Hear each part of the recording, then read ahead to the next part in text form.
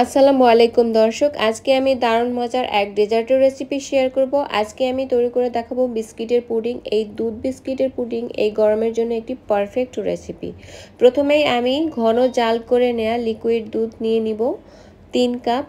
আমি এখানে আরও দিয়ে দিয়েছি 1/3 কাপ বিস্কিটের গুঁড়ো। অবশ্যই মিষ্টি বিস্কিটের গুঁড়ো ব্যবহার করতে হবে। দিয়ে দিব 1/3 কাপ চিনি এবং 1/3 কাপ গুঁড়ো দুধ। এখন আমি এইখানে অ্যাড করে দিব agar agar powder. Agar agar powder আমি ব্যবহার করেছি 1.5 চা চামচ। এইবারে সবগুলো উপকরণকে একটি হুইস্কের সাহায্যে বেশ ভালো করে কিন্তু মিশিয়ে নিতে হবে। আমি বেশ ভালো করে মিশ্রণটাকে মিশিয়ে নিয়েছি। এখন আমি এটাকে জাল করে নিব।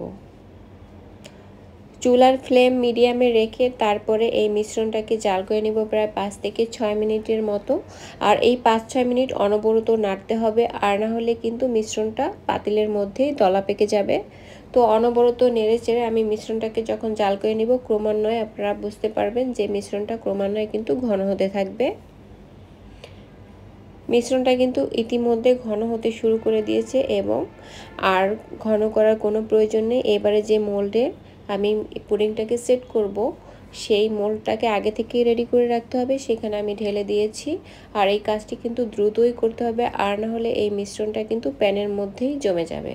এখন আমি নর্মাল তাপমাত্রায় রেখে 10 মিনিটের মতো ঠান্ডা করে নিয়ে তারপরে আমি নর্মাল ফ্রিজে রেখে ঠান্ডা করে নিব, যাতে করে এই পুডিংটা খুব দ্রুত সেট হয়ে যায়।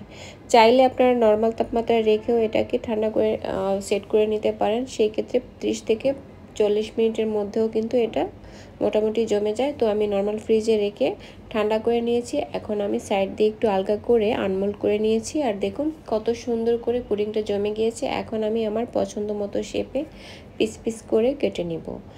এইরকম নানান ধরনের নিত্য নতুন রেসিপি পাওয়ার জন্য আমার পেজটি ফলো দিয়ে রাখার অনুরোধ থাকলো, চ্যানেলটি সাবস্ক্রাইব করে রাখার অনুরোধ থাকলো এবং নিয়মিত লাইক কমেন্ট শেয়ার করে আমার পেজের সঙ্গে থাকার অনুরোধ থাকলো।